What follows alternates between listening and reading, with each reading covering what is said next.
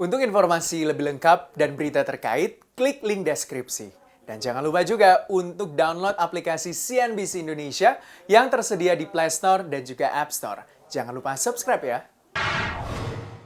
Ya, tol Cipali ambles yang membuat tentunya arus dari logistik di Pulau Jawa akan terhambat. Itu berarti tentunya juga pengiriman baik dari Jakarta menuju Jawa Barat, Jawa Tengah, Jawa Timur, serta sebaliknya juga akan mengalami hambatan.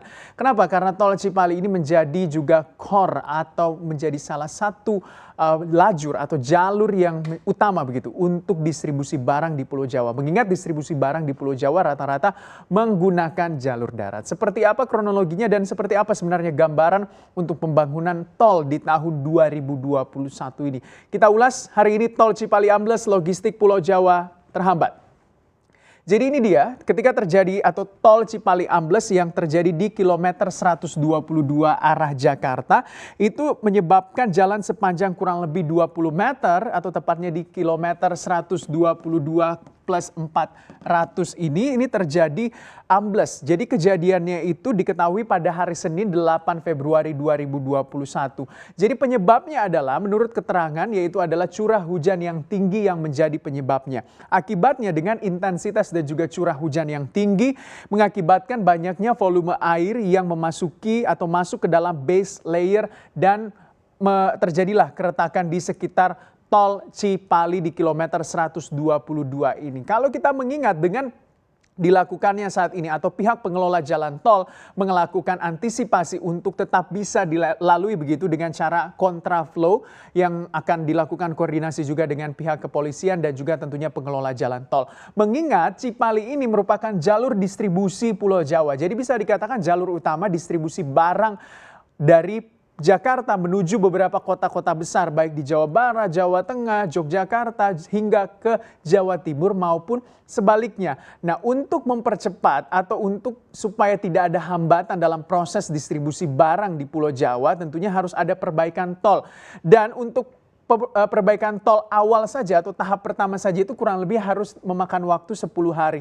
Estimasi awalnya sebenarnya butuh waktunya itu 2 minggu tapi bisa saja molor sampai dengan 1,5 bulan karena mengingat intensitas curah hujan atau Indonesia itu sekarang sedang memasuki masa musim penghujan. Ini juga menjadi salah satu hambatan dan juga tantangan bagi pengelola jalan tol untuk melakukan proses perbaikan terhadap tentunya jalan tol atau tol Cipali yang ambles pada Senin kemarin. Kalau kita lihat bukan kali ini saja sebenarnya untuk tol Cipali itu terjadi insiden atau mungkin kerusakan dan juga yang mengakibatkan juga kecelakaan. Kalau kita lihat daftar kecelakaan sepanjang tahun 2020 untuk tol Cipali itu menjadi salah satu jalan atau ruas jalan yang menyumbang angka kematian tinggi di tahun 2020. Sepanjang 2020 ada 22 orang yang tewas di tol Cipali karena kalau kita lihat itu tipe-tipe kecelakaannya juga rata-rata banyak dan rata-rata juga terjadi di beberapa ruas tol. Misalnya di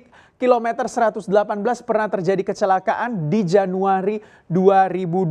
Lalu kalau kita lihat lagi tentunya untuk di Februari 2020 juga terjadi kecelakaan di kilometer 121 di tol Cipali dengan kurang lebih 1 orang tewas di kecelakaan di kilometer 121 ini. Lalu di kilometer 87 kalau kita lihat ada 1 orang yang tewas juga, ini terjadi di Maret 2020 dan di kilometer 150 atau di bulan Agustus di tahun 2020 ini ada 4 orang yang tewas di kecelakaan maut ini. Lalu di kilometer 112 di Oktober 2020 kalau kita lihat ini adalah mobil Hanafi Rais atau anak dari Amin Rais yang pernah juga mengalami kecelakaan di tol Cipali kilometer 112.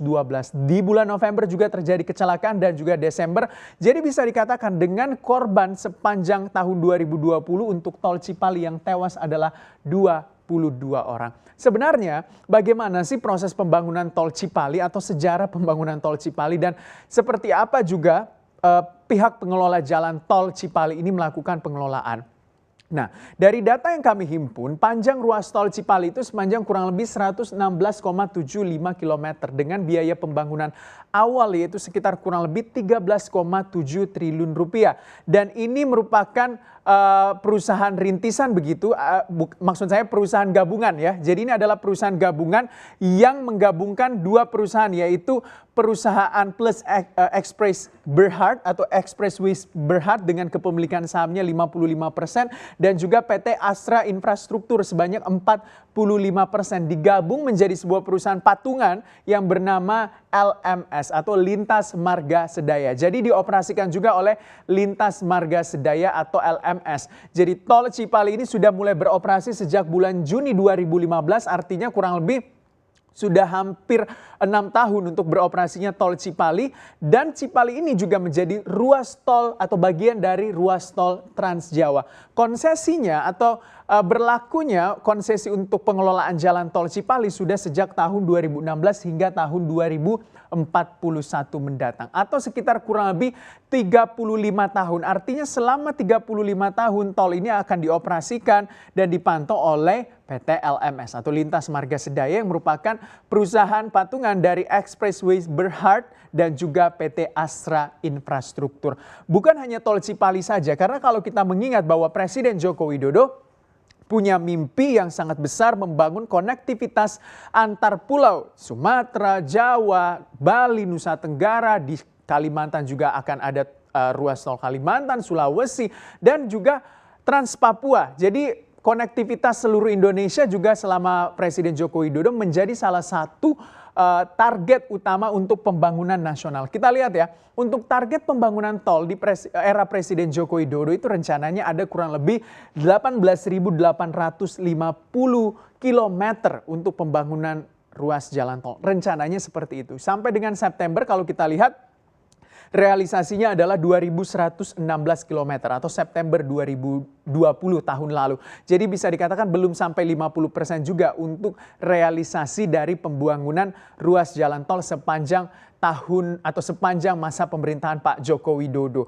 Karena kalau kita lihat, walaupun selama pandemi COVID-19 tahun 2020 ada juga beberapa peresmian ruas jalan tol, termasuk di 2021 sudah ada rencana 12 ruas tol di tahun 2021 yang akan memasuki tahap konstruksi atau pembangunan. Di kuartal pertama tahun 2021 ialah ruas tol Yogyakarta-Bawen, dan yang kedua adalah ruas tol Gede Bage Tasikmalaya Cilacap. Jadi kuartal pertama 2021 atau Januari, Februari, Maret itu proses konstruksi dari dua ruas tol ini, Yogyakarta-Bawen, Gede Bage Tasikmalaya Cilacap. Lalu di kuartal ketiga 2021 itu masuk lagi pembangunan untuk paling banyak di sini ya. Ada tol Kamal Teluk Naga Rajek, lalu tol Bogor Serpong via Parung, lalu ada juga tol Semanan Balaraja, ini menghubungkan juga Jakarta dan juga Balaraja di Banten ya. Lalu ada juga tol akses Patimban, ini di Jawa Barat, lalu Sentul Selatan dan juga Karawang Barat.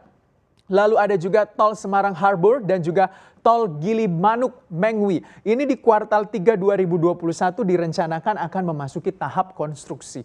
Lalu di kuartal 4 atau akhir penghujung 2021, September, Oktober, November dan juga Desember, masuk di kuartal 4 juga, Oktober, November dan Desember itu ada 3 ruas tol yang rencananya akan dilakukan pembangunan. Tol Maminasata atau Makassar Marosunggu Minasata Kalar itu berada di Pulau Sulawesi, tepatnya Provinsi Sulawesi Selatan. Lalu tol Cikunir Karawaci juga akan masuk tahap konstruksi di kuartal 4 2021 dan juga tol Cikunir Ulu Jami juga akan memasuki tahap konstruksi di kuartal 4. Memang pembangunan ruas tol menjadi salah satu target dari Presiden Joko Widodo karena konektivitas diharapkan bisa menjadi core untuk pembangunan dan juga arus distribusi barang seluruh Indonesia. Jadi bisa dikatakan seluruh masyarakat Indonesia bisa menikmati bagaimana lancarnya konektivitas berpindah dari satu daerah ke daerah lain. Mau di Sumatera karena ada rencana dari dari Aceh sampai dengan Palembang akan ada ruas tol, lalu juga dari Jawa, dari Jakarta, dari Banten malah ya, dari